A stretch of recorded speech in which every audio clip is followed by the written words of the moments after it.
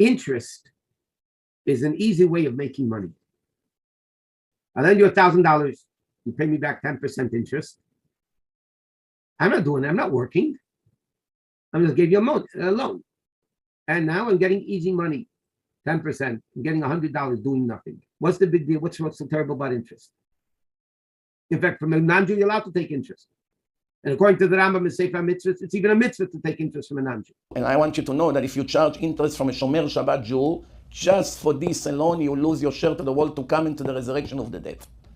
If you charge interest from a Shomer Shabbat Jew. But if it's not Shomer Shabbat, it's count like a goy. You took interest from him, you don't get punished. In Shamayim, he count like a non-Jew, and you're allowed to take interest from a non-Jew. How many Jews read the book of Adolf Hitler, Ymach Shimo? Over there he writes why he hates Jews. He writes clearly. So the Jews made the revolution in Russia, these communist Jews, anti-God. They made the revolution in Russia. They made Russia a country of wicked people. They rebel against God. And before they're going to do the same thing here in Germany, we must put an end to it before it's going to be too late. He also hated them because they were all loan sharks, killing the goyim with killer interest rate. He made a rule that interest is not allowed. He made a rule. That's what saved German economy. In 1933, they were bankrupt already. They were in horrible condition. He made a rule because he knew all the interest in the bankers, all the loan sharks, all the cash advance. Who are they? All big Jews that make tons of money collecting interest. So what did he say? It's against the law. If anyone ever read Mein Kampf from Hitler, Hitler tells the world why he hates Jews. He says the Jews created communism. Jews are taking advantage of you. And people said, how? He says the Jews are the ones that are in control of all of the banks that are lending you with high interest. And everybody said yes. Why? Because it was true. The Jews destroyed the economy in Germany by simply lending money with high interest. People that cannot meet this demand, the business is not growing as high as they thought it was going to grow, ended up closing down shop and saying, listen, I'm defaulting and declare bankruptcy, you have to start all over. But now they found out, oh, the guy that did all of this to me, he's not blaming himself, he has to blame somebody else. Oh, it was the Jewish guy. When Hitler says, yeah, all of the lending is from the Jews, everybody joined him. Overnight, a loser named Hitler, that never had anything significant of meaning, became a world leader that's very powerful. Why? HaKadosh Baruch Hu says, you didn't listen to the warnings, now here's a message. 500 years before that in Spain, the same thing happened. 900 years in England, it happened. 1186. The Jewish people were doing really well financially. Primary business, lending money. Ignoring the Torah rules. One day, the leader of the place goes on vacation. They're going to decide to start mass murdering Jewish people in the streets. Why? We're tired of paying you interest. We're tired of doing this. This, Rabotai Karim, is repeating the same story over and over again. Who knows the first two laws that Hitler implemented? Hitler, Ymach Shimo v'zichro, first two laws that Hitler implemented that not only put him in a different status than everybody else for the rest of history, but also made what's called until this day the biggest financial miracle in history. Who knows the first two laws? Before the Nuremberg laws. Before that, we're talking about years before it. Hitler first comes into power. What's the first two laws? Okay, I'll save you the time. Rule number one, no more pornography. No more homosexuality. None of that garbage. Not allowed. Berlin, in the 30s, in the 20s, was the Sodom and Gomorrah of the day. They were the Las Vegas of the day. They were the Sodom and Gomorrah of the day. Homosexuality, pornography, all the bestiality, all the garbage of the world, that was the capital of the world. He outlawed it. You're no longer allowed. Closed all the bars, all the gay clubs, all the production, which were all run by Jewish people. Unfortunately. Second rule. What's the second rule? Second rule was, you're not allowed to charge interest. No more interest.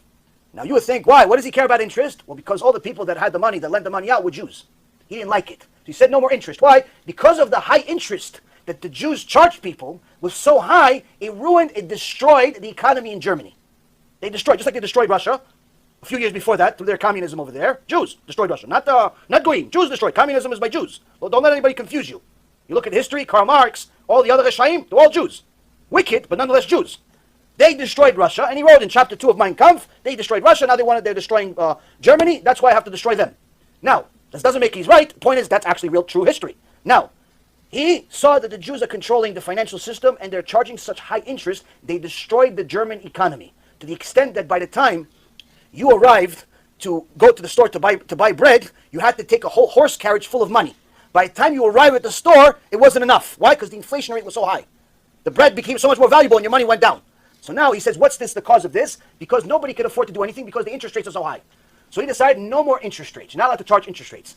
And at that time, the Great Depression was happening around the entire world. Everyone was in a financial collapse. America was a financial collapse. England was a financial collapse. Everybody else was collapsing. Germany collapsed worse than everybody else. But after he passed this law of no more interest, within 6 years, Germany became the leading, wealthiest economy in the world.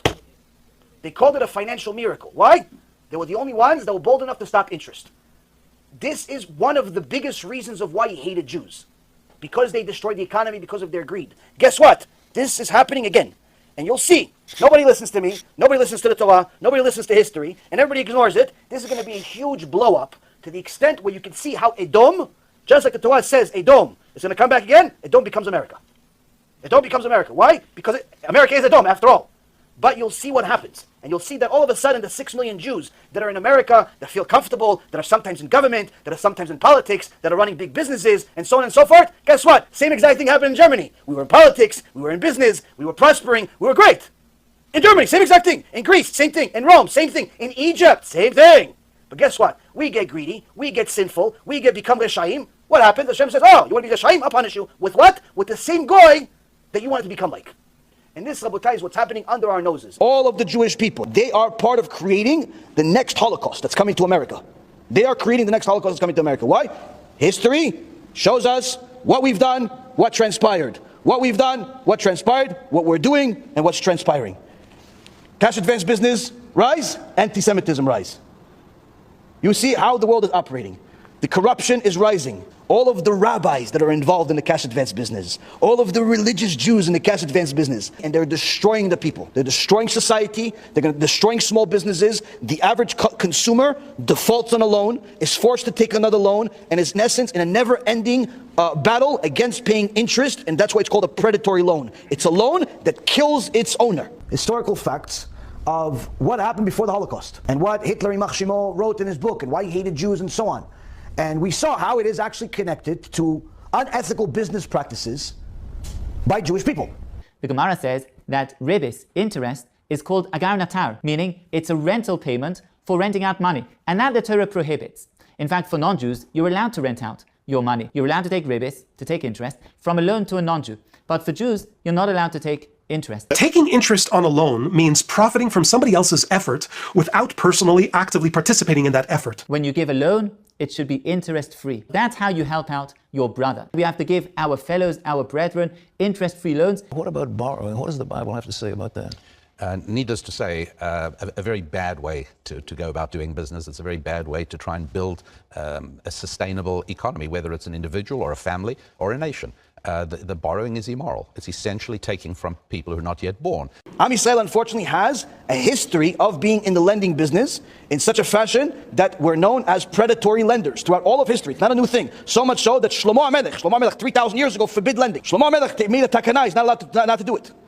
Shlomo HaMelech already dealt with this problem. 900 years ago we had a massacre in England because of our lending. One of the reasons why the Nazis, Yimach Shemam v'Zichram, justified murdering and massacring us and so on is because of lending practices we had. Part of which were made up. They obviously imagined in their wicked minds. Part of it was true. Part of the stuff that they blamed us to do was true. We did charge high rates. We did do certain things that were wrong. We can't just say, oh no, it's all fake. It's not all fake. There are certain things that are historical validations. And the reality is, every single time we were in a position of power, it's because there were a few Jews that were lending money to the Goyim, and many times it happened that they charged them high rates, and the Goyim got angry, and they revolted. Why? Nobody wants to pay the high interest. So what do? Instead of paying the interest, they kill you. Simple. Jews can charge Gentiles interest. Jews cannot charge Jews interest, but what kind of Jews? Religious Jews. Jews that keep Shabbat are considered Jewish. Jews that do not keep Shabbat consider non-Jews, Goyim. If you charge interest from a Mechalel Shabbat, you don't get punished for that. Why? Because it's considered like a non-Jew. And the Torah says you are permitted to charge interest from a non-Jew. A Jew is not allowed to charge interest from another Jew, but he's allowed to charge interest from a non-Jew. What is that, discrimination? Absolutely not. Jew allowed to pay interest to a goy and allowed to collect interest from a goy if he gives him loan. But if a Jew gives a loan to another Jew, he's not allowed to charge him any interest. If you are a Semite, you can get zero interest loans at banks anywhere in America. You just have to tell them. They will go to the back. They will show you, they will bring out a folder, a PDF of how you, as a Semite, can get a loan for your house, a car, extraneous things that you need, a boat, a business, for 0 interest. Really? Look it up. No, hey, just wondering, can Jews charge other Jews interest on loans? Very good question.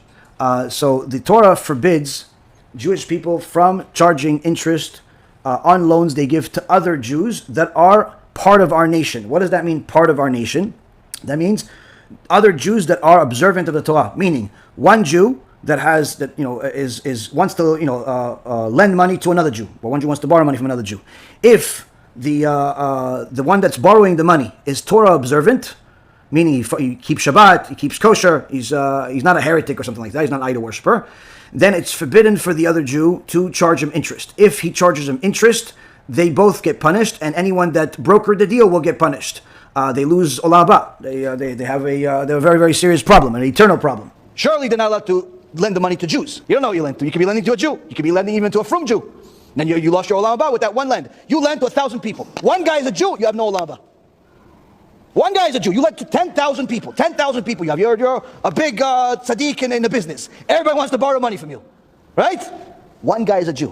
One guy. You lend to 10,000 people. One guy is a Jew. You go to Gehinnom forever. Interest is לא קם בתחיית המתים. If you're supposed to resurrect in the resurrection of the dead, you don't resurrect. Why? You charge Jews interest. Not allowed. Unless they are Mechalel Shabbat. Because a Jew that is Mechalel Shabbat, in Shulchan Aruch, count 100% like a non-Jew, and the Torah says, Ve'ela goy tashich. You're allowed to charge interest from goyim. You're allowed to pay interest to goyim.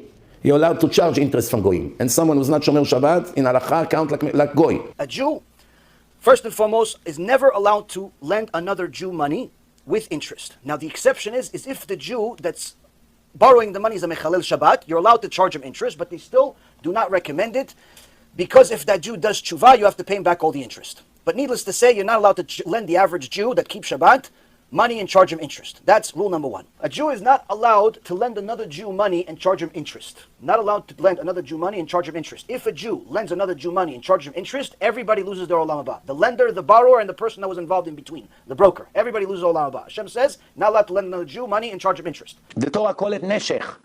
Neshech, it's biting. Neshicha. The dog bite. Noshech. Neshech. What's neshech? When you eat, you bite little by little. You don't feel. Every bite is very little. You have a big cow to finish. Every bite you bite, nobody sees the difference, right? There's a big 1-ton meat. You have to eat. So you come, you bite one piece. You bite. Every bite you do, you don't affect the scale. But in the end, only bones left. That's the way the interest is. It pays you little by little. It doesn't realize until it collapses. All the people who pay interest, you see high interest, in the end they're all collapsing. So it's a multiple sin. The lender, it's a sin from the Torah. The borrower, it's also a sin from the Torah. The witnesses who signed the agreement, also it's a sin from the Torah. The broker who introduced them to each other, also a sin from the Torah. And what happened to them? When the resurrection of the dead will occur, they will not rise. Can you believe such a punishment? Yeah. What about mortgages for the banks? Mortgages is goyim. It's owned by goyim, millions of owners. You can count that most of the owners are goyim. Someone that borrowed money. Reuven borrowed money from Shimon. Reuven immediately became a slave of Shimon. The second you receive the loan, you borrow from your friend, from your father-in-law, from your brother, from anyone you borrow, immediately you became his slave. Look, the reality is that if you are honest about it, you cannot escape the conclusion that Jews are disproportionately good with money. Are there poor Jews? Of course there are. But in terms of Jewish numbers, are more of us financially affluent than any other group? Yes, of course we are. There's no question about it. And one would have to be a blind immigrant from outer Mongolia to dispute that simple fact. And what's more, not only is it true in the United States of America today, but it's true in every country in which Jews live. And not only is it true anywhere at the present time, it's also been true throughout history. That's what happened with Yosef. Now, Rabotai, when Yosef became the treasury, is in charge of all the money in the world, he decides who will eat, who will starve, who will keep his land, who will have to give his land to Paro, what kind of food you're going to get. He has the stamp. Do you know what power it is? The whole world is going to move left or right according to your word. For how many years? 80 years. From age 30 to age 110. Till the day he passed, all the money on earth was under his supervision. And he was the savior of the Jewish nation. That's how they came. There was hunger. We came to Mitzrayim. He gave us the land of Goshen. Imagine this. He gave us like a state. Imagine you come to America, the Americans say, you know, dear Jews, we don't want you to have problems with the anti-Semite Americans. We will give you a state. Take it. It's all yours. Do whatever you like. You have a place, nice buildings. Live there. Have your own governor. Do whatever you like. I don't know, you want it to be a religious state? Make it a religious state. Yosef gave them a place. From one minute to the other, Yosef became the leader of the world as is in charge of all the money.